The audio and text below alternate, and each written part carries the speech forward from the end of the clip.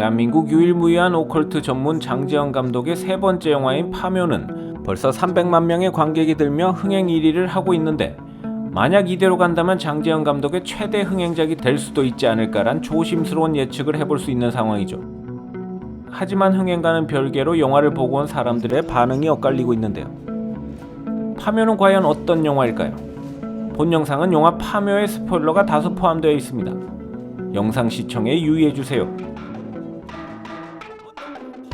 영화는 명망 있는 집안의 후손들이 한 명씩 알 수 없는 이유로 아프기 시작하고, 그 이유를 찾기 위해 집안의 장손인 박지용이 무당인 이화림을 고용합니다.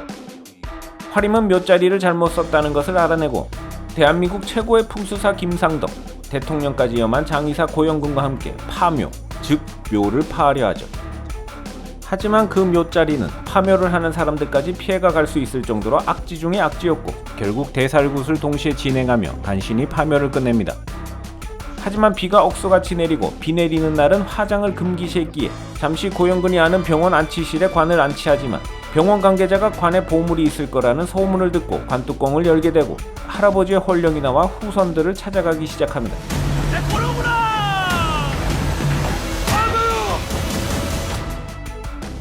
영화는 우리가 많이 들어봤던 초자연적 현상인 선조의 귀신이나 도깨비불, 음양오행 등을 소재로 삼고 있습니다. 박지용 일가는 LA에 사는 것으로 나와 있는데, LA가 맑은 날씨를 대표하는 도시인 것을 생각해보면 산 꼭대기 어둡고 그늘진 곳에 있는 묘와 대비시켜 음양오행을 표현하고 있죠. 장지영 감독이 음양오행이라는 설정을 끌어들여온 것은 탁월한 선택으로 보여지는데요. 사주를 크게 보지 않는 사람들도 대충은 음양오행이라는 것이 있다는 정도는 알고 있어 이야기를 이해하는데 크게 어려움이 없으면서도 그 상생과 상극 등의 디테일한 이치까지는 알지 못하기 때문에 극중 그 설정을 이용해 이야기를 풀어가는 재미까지 느낄 수 있죠. 마지막 장면에서도 김상덕이 오행에서의 상극을 이용해 일본 귀신을 잡는 장면이 있는데, 문제는 이 장면에서의 몰입감만큼은 크게 떨어지는데, 이건 다른 문제가 있기 때문인지라 그 이야기는 뒤에서 하도록 하고요. 특히 파묘에서 장지영 감독의 연출력을 이야기 안 할 수 없습니다. 이전 작품인 검은 사제들, 사바에서도 볼 수 있듯이 극의 서스펜스를 서서히 높이며 관객들의 긴장감을 놓칠 수 없게 만드는 빌드업은 탁월합니다.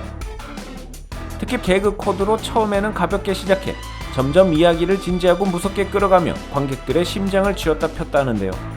사실 장면 따지고 본다면 아주 그로테스크하거나 잔인한 장면들이 없는데도 극도의 공포를 느낄 수 있게 한다는 것은 장지영 감독의 연출력이 탁월하다는 증거입니다. 극중반부 홀령이 후손들을 찾아가는 장면의 연출력은 압권인데요. 파묘를 의뢰했던 박지용을 찾아가는 장면은 정말 오금이 지릴 정도였죠. 장면을 자세히 톱어보시면 장면의 길이와 배치, 미장센을 통해 느껴지는 서스펜스를 확실히 알 수 있습니다. 특히 문 밖의 김상덕과 전화 속 김상덕이 서로 자신의 말을 들으라며 박지용을 혼란케 하는 장면에서는 관객들도 동시에 누가 김상덕인지 혼란이 오며 그 긴장감을 배가시키는데, 전화 속 김상덕이 창문을 열어라며 소리칠 때는 그 긴장감이 폭발합니다. 감독의 연출력은 그저 그런 시나리오도 살릴 만큼 영화의 큰 비중을 차지하지만, 이번 파묘의 시나리오는 개인적으로는 납득이 안 되는 지점이 존재합니다. 영화는 6개의 챕터로 구성되어 있는데 더 크게 보자면 두 파트로 나눠져 있습니다. 첫 번째 파트는 파묘 중 나온 할아버지의 홀령 이야기로 관제 화장을 하며 마무리되죠. 그리고 두 번째 파트는 묘 밑에 있었던 또 다른 관의 이야기로 일제감정기 민족의 전기를 끊기 위해 일본 장군의 관을 새말뚝 대신 박아놨었는데, 그 일본 장군이 정령이 되어 사람들을 해치는 이야기죠. 그런데 첫 번째와 두 번째 파트는 비슷한 듯 다른 장르의 성격을 띠고 있습니다. 선조의 홀령은 오컬트를, 일본 귀신은 괴수물에 가깝죠. 둘의 차이를 정확하게 가르기는 애매하지만 가장 큰 차이는 물리적인 공격을 하느냐의 차이입니다. 홀령의 경우 전형적인 귀신의 성격을 띠고 있는데, 물리적인 공격보다는 옆에서 정신을 이상하게 하거나 혹은 몸에 들어가 해코지를 하죠. 이런 홀령을 막기 위해서도 구슬하거나 관을 태우는 등의 물리적인 공격보다는 영적 공격을 해야 되는 것이고요. 하지만 일본 귀신의 경우는 다릅니다. 관에서 물리적으로 튀어나와 돼지를 잡아먹고 사람들을 해치죠. 사실 이런 정식이 꼭 잘못되었다는 것은 아니지만 장르의 룰을 깨트린 것이라 저는 썩 와닿지 않았습니다. 예를 들어서 이런 겁니다. 링에서 사다코는 주로 TV에서 나와 사람들을 놀래켜 죽음에 이르게 하는데, 사다코를 그냥 패버릴 수 있다면 그 무서움은 코미디로 바뀌겠죠. 이 영화처럼요.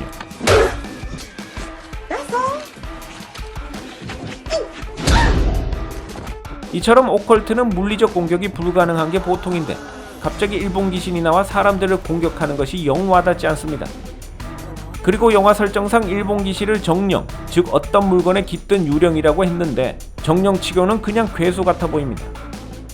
일본 귀신이 타노스만큼 큰데 도대체 어디에 유령이 깃들면 저만큼 커지는지도 의문인데다, 관 자체가 큰 것을 보면 애시당초 그 일본 장군이 3m 정도는 되었다는 말인데, 그것도 말이 안 되죠. 차라리 장군의 모습을 한 청동상이라고 하면 그렇게 크게 표현해도 이상하지 않을 텐데 말이죠.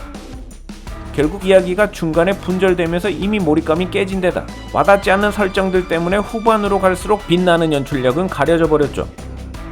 사실 이야기라는 것이 익숙한 것만 하다 보면 식상해지기 쉽습니다. 그러다 보니 직접 시나리오를 쓰는 장지현 감독 입장에서도 참신함을 위해 깊은 고민을 했겠죠. 하지만 스토리라는 것이 불편한 골짜기처럼 너무 참신하면 오히려 사람들이 불편해집니다. 이야기가 산으로 간다는 말이죠. 애들 다 죽어. 대한민국 영화계에는 3의 징크스가 있습니다. 감독의 세 번째 작품은 대박이거나 쪽박이라는 징크스인데요. 사실 이건 미신이라기보다는 설득력 있는 이유가 있습니다. 예술성이 풍부한 감독이 2편을 실패하고 마지막 기회인 세 번째 영화에서는 대중 취향을 고려해 대박이 나거나, 2편을 성공한 감독이 세 번째 작품에는 자신의 권한이 늘면서 너무 자기만의 세계로 가다 흥행에 실패한 케이스죠. 앞의 케이스는 박찬욱 감독의 공동경비구역 JSA고, 뒤의 케이스는 윤재균 감독의 낭만자객입니다.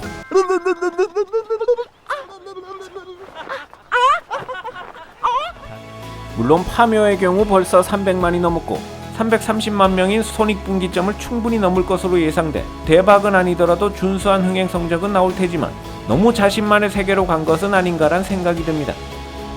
물론 어디까지나 제 기준에서 그렇다는 말이죠. 이 모든 설정들을 납득하실 수 있다면 즐거운 영화가 될 수 있을 테니 말이죠. 뭐가 나왔다고 거기서. 겁나 험한 게. 지금까지 카이카지였습니다. 재밌게 보셨다면 구독과 좋아요 부탁드립니다.